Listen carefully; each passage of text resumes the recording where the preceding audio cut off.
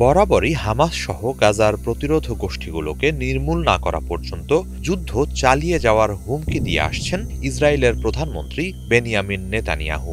এই অবস্থান ঘিরে ইসরায়েলি সেনাবাহিনী আইডিএফ এর সঙ্গে তার সরকারের বিভাজন ক্রমশ বাড়ছে।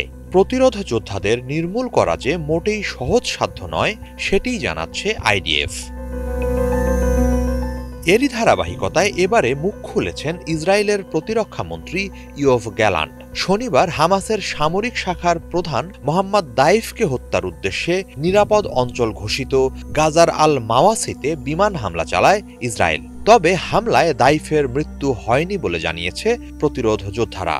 রবিবার ওই অভিযানে অংশ নেয়া পাইলটদের সাথে নেভাটিম বিমান ঘাঁটিতে সাক্ষাৎ করেন ইসরায়েলের প্রতিরক্ষা মন্ত্রী। সে সময় তিনি বলেন, ইসরায়েলি সেনারা গাজায় অত্যন্ত দক্ষতার সাথে অভিযান পরিচালনা করছে। এতে দিন দিন নিঃশেষ হয়ে আসছে প্রতিরোধ গোষ্ঠীগুলোর সক্ষমতা। তবে এরপরও তাদের নির্মূলে বহু বছর সময় প্রয়োজন। গ্যালান্ট বলেন, ইসরায়েলি হামলায় প্রতিরোধ গোষ্ঠীগুলোর সক্ষমতা এতটাই কমে গেছে যে তারা আর নতুন করে শক্তি অর্জন করতে বা সংগঠিত হতে পারবে না। আহত যোদ্ধাদের চিকিৎসা দেওয়ার সক্ষমতাও নেই তাদের। তবুও শীর্ষ পর্যায় থেকে শুরু করে তৃণমূল পর্যন্ত সবাইকে নির্মূল করা স্বল্প সময়ের কাজ নয়।